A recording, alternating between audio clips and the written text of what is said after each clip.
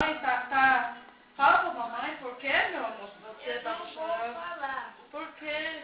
Se você não falar, também não te dá dinheiro pra você levar pra escola. Também ela tava rindo. Mas a mamãe tava rindo do jeito que você tava falando. Por que que tava chorando? Eu não vou falar. Não? Beleza, então. Fala pra mamãe, meu filho, por quê? Por causa do seu peixinho? O que que foi com seu peixinho? Morreu. Por que que seu peixinho morreu, meu filho? Você não deixou. Hã? Não deixou ele sobreviver. Quem que não deixou sobreviver, meu filho? Eu sim. Seu tio? Mas por quê? Ah, não, você não vou dar o... Ah! Não vai... Você não vai pra cá, não. Você não vai pra cá, não. Pai, Gabriel. Você não vai pra cá, não. Você não vai pra cá, não. Que coisa feia. Se a gente tá filmando quando você estiver grande, mostrar pra você. Por que que você tá chorando? Por causa do seu peixinho. Você tava chorando por causa do peixinho que te matou? Aí. O que que tem o peixinho, Gabriel? Eu não sei sobreviver, eu queria ele. Você queria seu peixinho? Você queria o peixinho?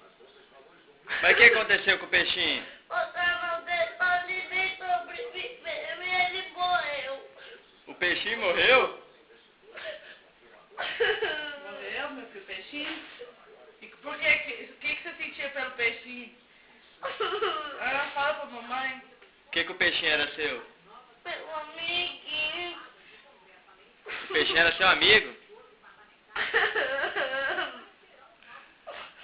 Eu não queria...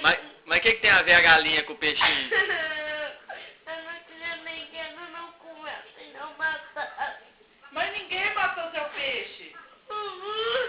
Não, tira a mão da boca. Eu não queria nem comer o peixe por isso, eu queria que ele sobrevivesse. Ah, sobrevivente. E quem comeu seu peixinho? A galinha que era da cor branca. Galinha da cor branca. É, eu vou matar ela e comer. Você vai matar a galinha e comer? Vou, Tudinho? tudo. E as outras galinhas? A branquinha que é da cor preta, eu vou deixar ela.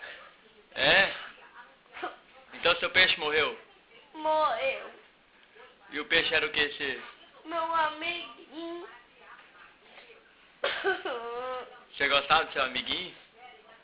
Mas onde é que ele tava? Ele tava bem da sacola.